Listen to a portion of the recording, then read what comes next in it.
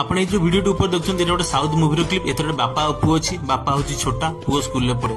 ତା ପୁଅକୁ ଫ୍ଲାଇଟ ବହୁତ ଭଲ ଲାଗେ। ତାର ସବୁବେଳେ ଇଚ୍ଛା ଅଛି ଟିକେ ଫ୍ଲାଇଟରେ ବସିବ, କିନ୍ତୁ ତା ବାପା ପାଖରେ ସେତିକି ସକ୍ଷମ ନାହିଁ ଯେ ତାକୁ ଫ୍ଲାଇଟରେ ବସେଇବ। ସେ ହଠାତ୍ ଦିନେ ସ୍କୁଲ ଆସିଲା, ରାସ୍ତାରେ ପଡିଗଲା। ତା ବାପା ତାକୁ ନେଇ ହସ୍ପିଟାଲରେ ଦେଖିଲା। ହସ୍ପିଟାଲରେ ଡକ୍ଟର ଦେଖି କହିଲେ ଯେ ଆକୁ ହଉଛି କ୍ୟାନ୍ସରର ଲାଷ୍ଟ ଷ୍ଟେଜ, ଆକୁ ଆଉ ବଞ୍ଚେଇ ହବ ନାହିଁ, ଏ ବହୁତ କମ ଦିନ ବଞ୍ଚିବ। ତା ବାପା ଏ କଥା ଶୁଣିଲା ପରେ ତା ପୁଅର ଶେଷ ଇଚ୍ଛା ପୂରା କରିବା ପାଇଁ ତା ପାଖରେ ଯାହା ଧନ ସମ୍ପତ୍ତି ଥିଲା ସବୁ କିଛି ବିକିଦେଲା ଏବଂ ତା ବନ୍ଧୁ ବାନ୍ଧବ ସାଙ୍ଗସାଥି ମାନଙ୍କ ଠାରୁ ସବୁ ଧାର ଉଧାର କରି ଦିଟା ଫ୍ଲାଇଟ୍ ଟିକେଟ କଲା ଏବଂ ତା ଫ୍ଲାଇଟରେ ଯାଇ ବସିଲା। ଫ୍ଲାଇଟ୍ ଠିକ୍ ଟେକ୍ ଅଫ୍ କଲା ବେଳେ ତା ପୁଅର ଜୀବନ ଚାଲିଗଲା। ତା ବାପା ସେଠି ଭୋ ଭୋଇ କାନ୍ଦୁଥାଏ। ତା ପୁଅକୁ, ସେ ମଲା ପୁଅକୁ ବାଟ ସାରା ଦେଖୁଥାଏ, ଏଠି ଏ ଅଛି, ସେଠି ସେ ଅଛି, ସେଠି ସେ ଅଛି ଦେଖୁଥାଏ। ଯେତେବେଳେ ଫ୍ଲାଇଟ୍ ଯାଇ ଲ୍ୟାଣ୍ଡ କଲା, ଏୟାର ହୋଷ୍ଟେଜ ତା ବାପାକୁ ଡାକେ, ଦେଖେ ତ ତା ବାପା ଜୀବନ ବି ଚାଲି ଯାଇଛି। ବାପା ପୁଅ ଦି ଜଣ ଯାକେ ଦୁନିଆରେ ନାହାନ୍ତି।